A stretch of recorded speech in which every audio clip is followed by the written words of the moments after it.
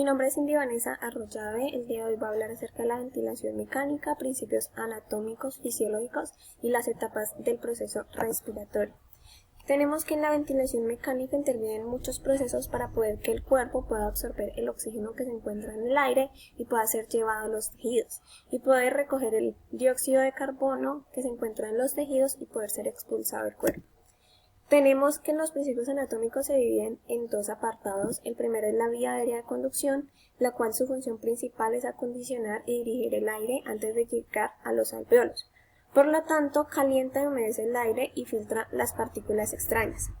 Esto también es llamado espacio muerto. Entonces, esta vía aérea de conducción está dividida en una vía superior que está conformada por la cavidad nasal o nariz, la faringe y la laringe, y está la vía inferior, que es la tráquea y el árbol bronquial, que está conformado por los bronquiolos y los bronquiolos terminales, siendo esta última parte la más pequeña antes de llegar a los alvéolos.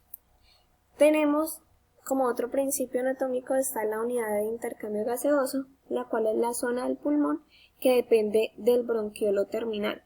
Se llama acino o unidad respiratoria pulmonar. Esta da lugar a los bronquiolos respiratorios, conductos alveolares, sacos alveolares y alvéolos, que estos últimos son unos sacos rodeados por vasos sanguíneos y ahí es donde se da lugar el intercambio gaseoso. Entonces, en la pared de estos alvéolos se produce un fosfolípido llamado surfactante o agente tensoactivo, cuya función es la de proteger el alvéolo del colapso en la expiración. Entonces, este surfactante es un complejo lipoproteico que es producido por los neumocitos tipo 2 de los alvéolos.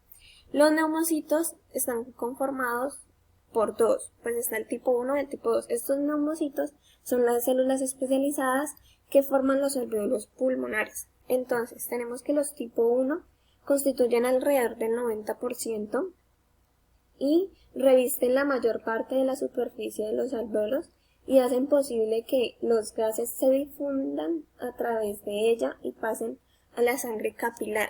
Y tenemos los neumocitos tipo 2, pues que son los que producen este surfactante. Este complejo lipoproteico tiene una composición de el 80% son fosfolípidos, el 12% son proteínas y el 8% son lípidos neutros. En la irrigación sanguínea, el pulmón pues es un órgano que recibe doble aporte sanguíneo. Entonces tenemos que por una parte recibe sangre del circuito menor a través de las arterias pulmonares, que es sangre venosa, y por otra parte recibe sangre del circuito mayor a través de las arterias bronquiales, que es sangre arterial. En los principios fisiológicos tenemos que el sistema respiratorio se encarga de oxigenar los tejidos a través de sangre arterial y eliminar el dióxido de carbono a través de sangre venosa. Para que esto se efectúe de manera correcta, se debe coordinar varios sistemas de control, entre ellos está el equilibrio ácido-básico, el equilibrio hidroelectrolítico, la circulación y el metabolismo. Además de la distribución del aire e intercambio gaseoso, este sistema respiratorio también filtra, calienta y humidifica el aire pues que respiramos, además de tener otras funciones como la producción del sonido, la regulación del pH y entre otros. En las etapas del proceso respiratorio hay 4 etapas. La primera es la ventilación pulmonar, que es el proceso que lleva el aire inspirado a los alvéolos. Esto es posible por la actividad muscular que al modificar el gradiente de presión cambia los volúmenes pulmonares. Al ser la caja torácica, como podemos ver en la imagen, pues es lo que es la caja torácica y el pulmón son estructuras elásticas que pueden permitir dos fases, que es la inspiración y la expiración. En la inspiración tenemos que hay una contracción del diafragma y de los músculos intercostales, lo que hace que se aumente el tamaño de la cavidad torácica, aumentando el volumen y disminuyendo la presión, causando que pueda haber un ingreso de aire a los pulmones. Y en la aspiración es lo contrario, los músculos se relajan, se disminuye el tamaño de la cavidad torácica, disminuye el volumen y aumenta la presión, haciendo que el aire salga. Entonces, en esta ventilación pulmonar tenemos unos volúmenes y unas capacidades pulmonares.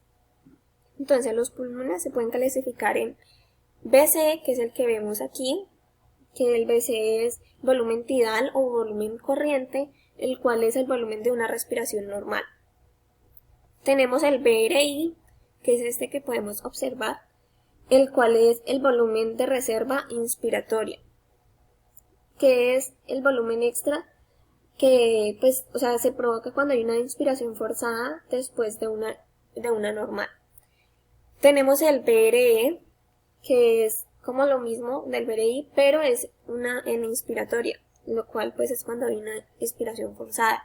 Y tenemos por último el volumen residual, que es el volumen que permanece en los pulmones después de una expiración máxima. Y tenemos las capacidades pulmonares, que son la combinación o suma de estos volúmenes. Entonces tenemos el CI, que es este que tenemos acá, el cual es la capacidad inspiratoria, es el volumen de distensión máxima de los pulmones. Entonces es la suma del BC más el BRI. Tenemos el CRF, que es el que está inferior, el cual es la capacidad residual funcional, que es la cantidad de aire que permanece en los pulmones después de una inspiración normal. Es la suma del BRE y el BR. Tenemos el CB, que es la capacidad vital, el cual es el volumen máximo de una expiración, el cual es la suma del BT, BRI y BRE. Y por último tenemos el CPT, que es la capacidad pulmonar total, que es el volumen máximo que los pulmones pueden alcanzar en el máximo esfuerzo inspiratorio y es la suma de todos los volúmenes. Como intercambio gaseoso, que es la segunda parte, en ella es la transferencia de los pulmones de gases, la transferencia de gases desde el alveolo hasta el capilar pulmonar. Influyen fenómenos de... La primera es difusión, en la cual está en la superficie de la membrana alveolo-capilar. La segunda es el volumen respiratorio por minuto, que es la frecuencia respiratoria por volumen de aire inspirado en cada respiración. El tercero es el gradiente de presión de oxígeno entre el aire alveolar y la sangre que llega. Y por último, la ventilación alveolar. Y está la ventilación-perfusión, que para que exista un intercambio gaseoso adecuado, además de una difusión normal, es necesaria una relación ventilación-perfusión armónica. Para ello, los alvéolos deben de renovar su gas periódicamente, recibir flujo sanguíneo constantemente y deben estar ambos procesos equilibrados. Entonces, los distintos tipos de relación ventilación-perfusión son unidad normal, que es cuando ambos son iguales; unidad silenciosa, que es cuando no se presenta ni ventilación ni perfusión; unidad alta es cuando hay más ventilación que perfusión; y unidad baja cuando hay más perfusión que ventilación. Y la causa más común de hipoxemia es la desigualdad en esta relación. Y tenemos el transporte de gases, que pues los dos gases que aquí intervienen son el oxígeno y el CO2, el cual pues el oxígeno se transporta en el torrente sanguíneo unido a hemoglobina, que es el 97%, y disuelto en plasma, que es el 3%. Y el CO2 es disuelto en plasma del 5 al 7%, unido a hemoglobina al 30% y el resto en forma de bicarbonato. Cuando la sangre arterial llega a los tejidos, los gradientes de presión permiten la difusión del oxígeno y el CO2 entre los capilares y las células. En los mecanismos regulatorios de respiración, tenemos que la respiración es regulada por los centros respiratorios situados en zonas del tronco del encéfalo, que recogen información del aparato respiratorio y otras partes del organismo para dar respuesta a través de órganos efectores o musculatura respiratoria que determinan el volumen y la frecuencia respiratoria.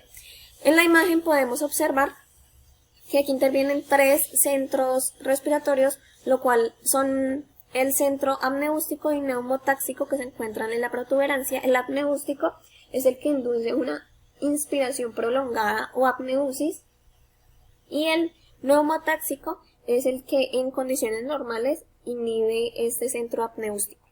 Y tenemos los centros vulvares, que son los que coordinan el proceso respiratorio. Tenemos que todo este dispositivo funciona como un sistema complejo de 3 niveles. Está el control cortical, que si se pierde la vigilia, el CO2 es el estímulo primario de la respiración; el control químico, que es la excitación o depresión de los quimiorreceptores, que son las neuronas, provoca cambios en la ventilación; y el control reflejo, que abarca reflejos de estiramiento pulmonar, inhibición u aumento de la inspiración, entre otros.